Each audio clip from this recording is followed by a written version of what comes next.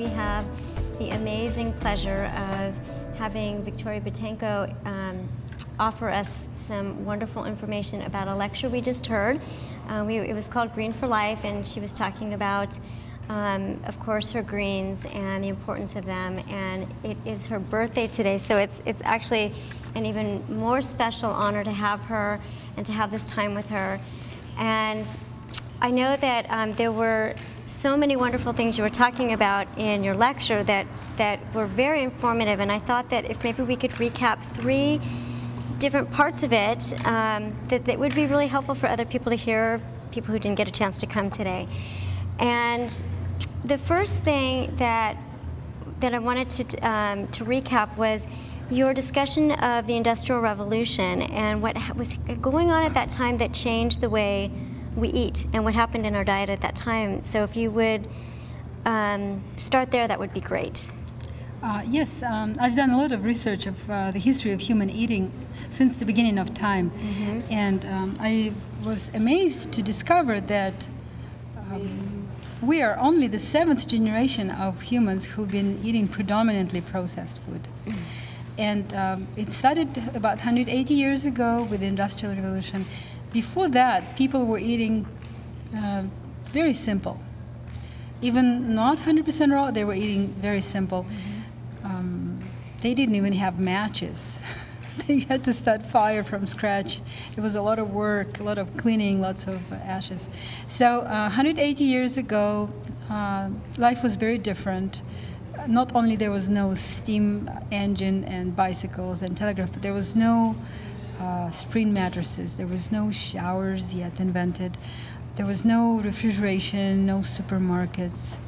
Life was very different. There was lack of food. People were very skinny. Majority of people, I would say more than 99% of people were very skinny.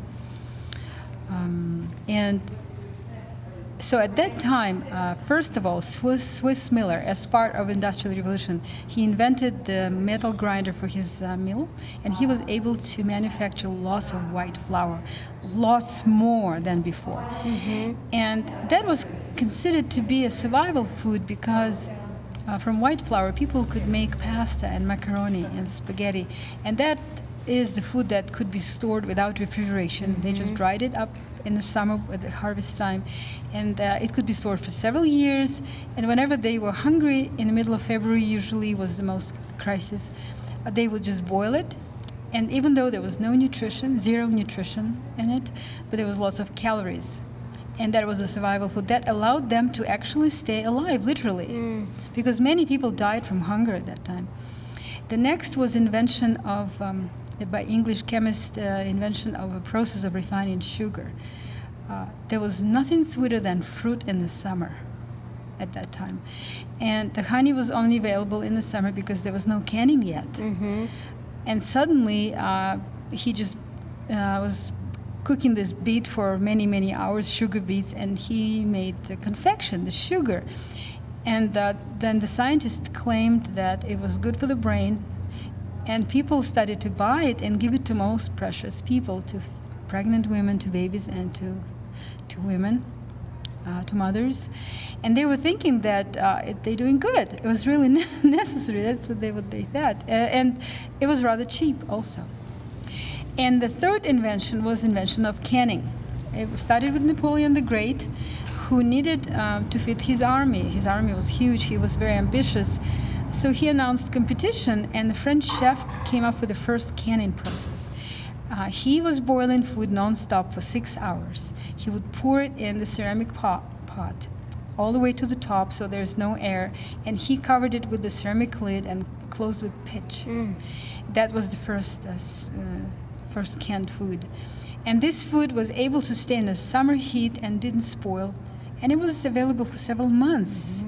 And that's what French army had at the Battle of Waterloo, and it helped them to win the battle. That's amazing. So that's where the canning started. And then a couple decades later, Americans invented the tin can. They were able to reduce boiling from 6 hours to 30 minutes by adding chemicals to it. We call them preservatives, but they're actually chemicals. And lots of pepper, lots of salt, lots of onion and garlic in it. imagine these people who are so hungry in the middle of winter, and they would open this can. It doesn't have to be refrigerated, and in the middle of winter, the aroma goes from one room to another. People were really happy. They believed it was better than fresh for them.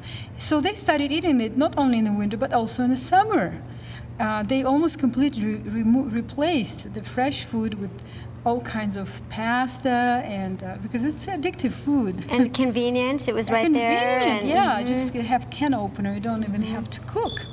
And it was cheap also, it's available. They would make it when the time of harvest. Government supported, and industry supported, business people and citizens supported it, everybody. They embraced it.